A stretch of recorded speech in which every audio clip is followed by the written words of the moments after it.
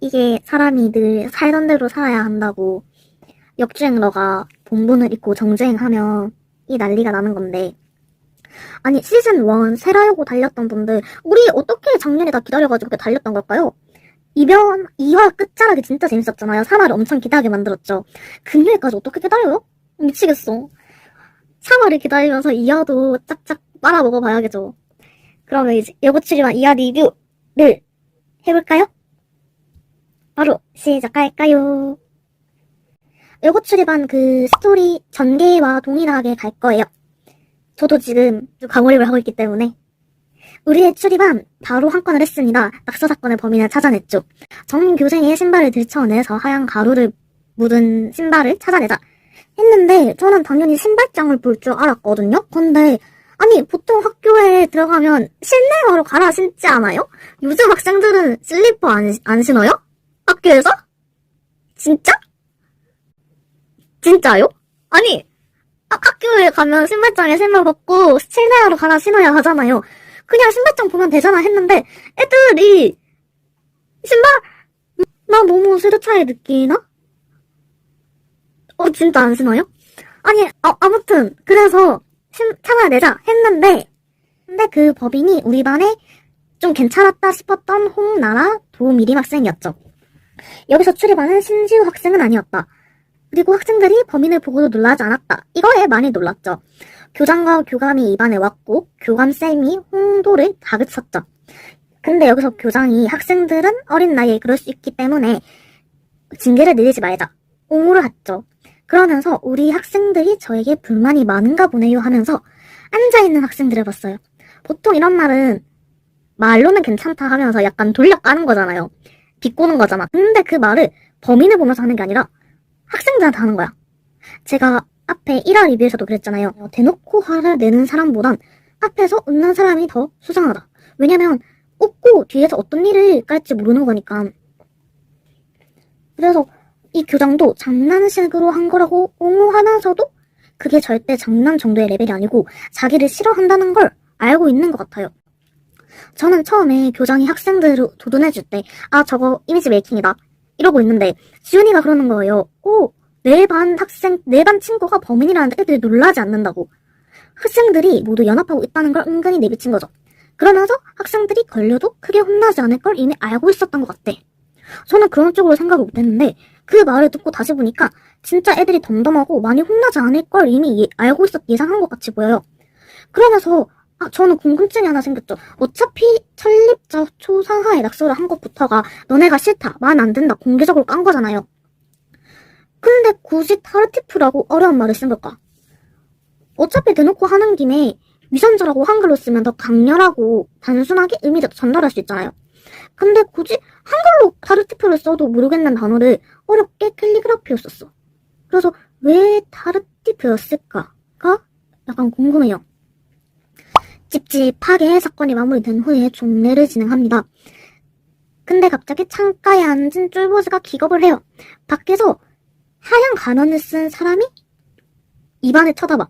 저도 이거 보면서 나도 소리 질렀어. 씨 뭐야 개 무서워 이러면서. 근데 이 가면이 나타난 시간은 종례 시간이었어요. 태평여고 학생들과 갑반 담임선생님은 아니다. 그럼 무단 예출을 한 이리미인가? 아니야. 제재가 그러는데 이리미는 초록색 컨버스를 신었고 그 가면은 초록색 나이키 운동화를 신었대요. 이 가면은 교사인가 싶다가도 교무실에 있는 교사의 신발을 다 확인했을 때 초록색 나이키는 없었어. 그랬을 때 저는 가능성을 4개로 잡았어요. 첫 번째, 합법적으로 학교에 안 와도 되는 고3 학생. 두 번째, 그날 출석을 하지 않은 또는 조퇴를 한 또는 무단으로 짠 예림이를 제외한 1, 2학년 학생. 세 번째, 교사. 근데 신발을 확인할 수 없었던 세계질 5대양 또는 보관 장결. 네 번째, 마을사람. 근데 체구가 여자 같았단 말이죠. 옆에 기둥이랑 비교하면 장도연보단 작고 예노보단 컸어요. 예나보단 약간 큰 사람? 그래서 마을사람은 아직 엽기에는 나온 게 적어서 저는 고3 학생이거나 아니면 장결 선생님을 의심이 돼요. 종례가 끝난 후에 출입반은 교무실로 가서 교감쌤께 포상을 달라고 하죠. 출입반 그 동아리 방을 달라고 합니다. 그래서 돌려받는 과정에서 교사 휴게실은 남자 선생님들이 담배를 피고 거기서 교사 뒷담화를 까지 않냐고 그렇게 쓸 바에는 돌려주자 하면서 돌려받아요. 교사 후계실로 들어간 5인방은 소파에 앉아서 그 가면은 누구이며 그 가면이 한 동작은 무엇인지 머리를 싸매죠. 그러면서 그 가면이가 있던 곳에 가보니까 쪽지가 있었죠. 의자 위에. 태평면 농약 자인 사건. 이에 대해 알아보고자 도자실에 갔지만 별다른 건 얻지 못하고 급식 창고 비변을 찾으러 기증석에 갑니다. 종례가 끝난 후에 반정이가 와서 밴드 커뮤니티 급식 창고에 대해서 알려줍니다. 정교생이는 비밀 커뮤니티로 기증석에 비밀번호를 그려놨대요. 꼭 익명으로 들어오고 저녁 6시에 단톡방에 꼭 참여를 하라고 재차 강조를 합니다. 우리 옆주반의 기종 장도연이가 찾아내죠. 69명이 모인 밴드 단톡방에서 낙서 사건의 진실을 밝힌 5인방은 따르당해요. 학생들이 모두 단결해서 일을 벌인 걸 알 수 있었습니다. 그러면서도 너희 계속 급식 창고에 남아있고 싶으면 신뢰를 회복하라며 미션을 줘요. 그 과정에서 태평여고 3대 계단을 알게 되죠. 첫 번째, 일제강점기 때 조선인을 상대로 인체실험했던 장소이다. 두 번째, 희생된 조선인을 학교 앞 저수지에 버렸다. 인체실험 시 사람들 고통받는 소리를 감추기 위하여 종을 울렸다. 이 보면서 나 너무 파악됐던 게 태평여고 전교생이 64명이래요. 근데 5인방이 왔으니까 69명이 맞잖아요. 그래서 딱 맞네? 하고 지나갔단 말이죠? 근데 생각해보니까 예림이는 없잖아. 그럼 68명이야 하는데 남여자 한 명은 누구야 그럼? 어른이 있나봐요. 근데 그 어른은 뭔가 교사 같고 렛미모 같다. 초록창에 쳐보니까 렛미모가 채취염색약이란 말이죠?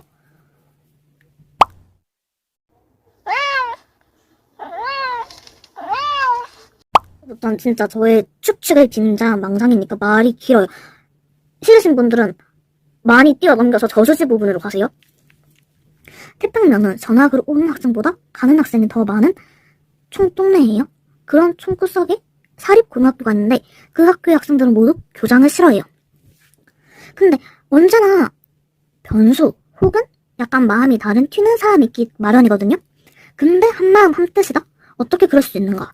솔직히 조별 과제를 해본 사람들은 알잖아요. 보통 4, 5명인데 그 소수에서도 항상 프리라이더가 있고 마음대로 안 되고 뭐 같은 일이 많은데 더 많은 인원 64명이 단결을 한다? 보통 쉬운 일이 아니란 말이죠. 그래서 전 이 학생들을 한결 모은 데가 태평면 농약 살인 사건일 것 같아요. 그리고 이 사건의 피해자가 한 명은 아니다. 사람 한 명의 목숨이 잤다는 말은 절대 아니지만 한 명으로 인해서 다수가 마음을 합치기엔 힘들다고 생각해요. 그렇게 다수의 피해자가 있다. 어떤 작은 동네에서 큰 행사가 있었는데 그 마을 사람들이 마시는 음료수에 누군가가 농약을 타서 많은 사람들이 다친 실제 사건이 있는 걸로 알아요. 그래서 이거랑 비슷하게 태평면 마을 사람들을 대상으로 불특정 다수가 농약을 마시고 피해를 입은 어떤 일이 있고 그 범인이 교장이거나 혹은 교장과 연관이 있는 사람이어서 싫어한다. 그렇게 저는 지금 우리가 5인방을 중심으로 태평여고라는 공간 안에서 급식 창고라는 커뮤니티를 통해서 한정적인 장면들을 보고 있지만 사실은 학생들 뒤에는 마을 사람들끼리 연결된 무언가가 있다. 왜냐하면 그 학생들은 태평여고에 다니는 태평면에 사는 사람들이기 때문이지. 저는 또 여기서 태평여고가 사립학교라는 게 눈에 들어왔거든요. 제가 알기로는 공립학교는 해당 지역에 임용을 쳐서 합격하면 학교는 랜덤으로 걸려요. 근데 사립은 교사가 학교를 정할 수 있어. 교사가 가고 싶은 학교에 직접 서류를 넣는 걸로 알고 있단 말이죠. 그래서 이 학교에는 라인이 있을 것 같아요. 교장쌤 라인이랑 마을 사람들과 연결점이 있는 라인. 저는 이 후자 쪽에 오대양이랑 장결 선생님이 있을 것 같아요. 좀 겉도는 느낌 있는 사람들이 마을과 연결점이 있을 것 같아. 그리고 이건 다른 쪽인데 계담 3반 비명을 감추기 위해 종을 계속해서 울렸다. 근데 지금이 고장났다. 이 부분이 너무 찝찝해요. 단순히 비명만을 감추기 위해서 종을 계속 울려댔을까? 종 하면 파블로프가 자연스럽게 떠오르지 않아요? 종을 친 후에 개에게 밥을 주는 루틴을 반복하니까 그냥 종만 흘려도 개가 침을 흘렸다. 학교가 1931년에 설립되어서 14년 후 강복이 되어 근데 신창에는 55년까지 살았어요. 강복 후 10년 동안 아직도 총구석인 태평면. 그 당시에는 그때 당시엔 더 고입되어 있었겠죠? 그리고 지금까지도 계속 학교 교육 사업을 펼치고 있는 신가. 그 종은 왜 고장이 났을까? 어떤 일관된 루틴이 존재한다면 그 종은 자연스럽게 녹슬었을까? 아니면 누가 의도적으로 부쉈을까? 전 여기서 한 가지 의문이 또 떠올랐는데 가면이 나타났어요. 근데 5인방을 제외한 학생들도 놀랐단 말이야? 이 학생들도 누군지 모르는 사람이야?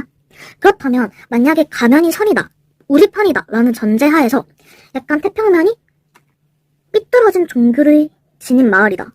그래서 학교랑 결탁했을 수도 있고 아니면 마을 사람들끼리 똘똘 뭉쳤을 수도 있어. 근데 아무리 한마음이라고 하더라도 변수는 늘 존재한단 말이죠. 그 변수들을 처리하기 위해서 농약 사건이 일어났다면, 그 사건으로 가족을 잃고 혼자가 된 신지우를 교장이 거뒀다면, 그 변수의 잔상이 그 가면이라면, 신지우 학생이 성이 신씨여서 계속 교장이랑 연결이 되는데, 밴드를 보면 교장 욕이 너무 많잖아요. 아무리 피가 이어지지 않다고 해도 가족이라면, 알죠? 내 가족 내가 욕하는 건 되지만 남이 욕하는 건 싫잖아요.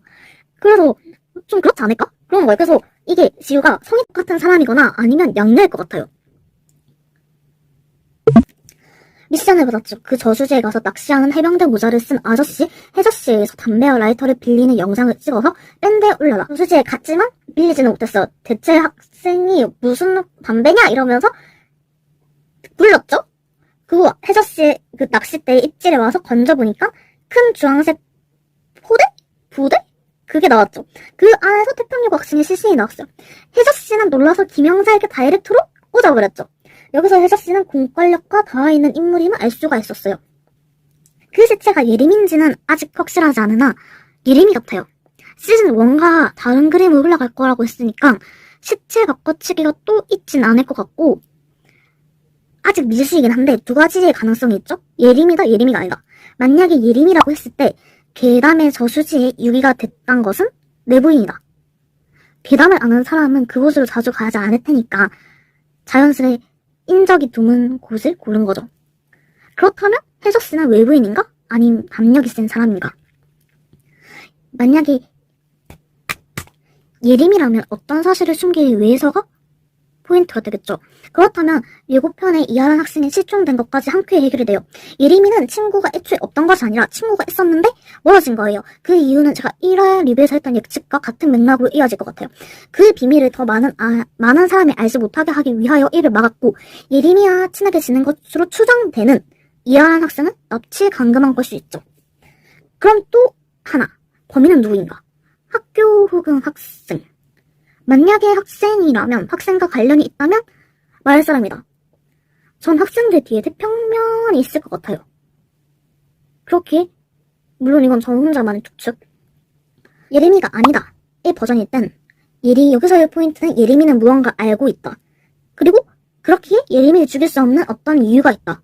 그래서 예림이를 감금하고 찾지 않도록 위장하였다. 이 상황이라면 범인은 외진이 가능성이 크죠. 태평만에 감춰진 비밀을 캐내고 싶은 사람, 대박사건 PD? 혹은 또 다른 사람? 만약에 감금 혹은 안전하게 보호의 목적이라면 그 시체는 무엇인가?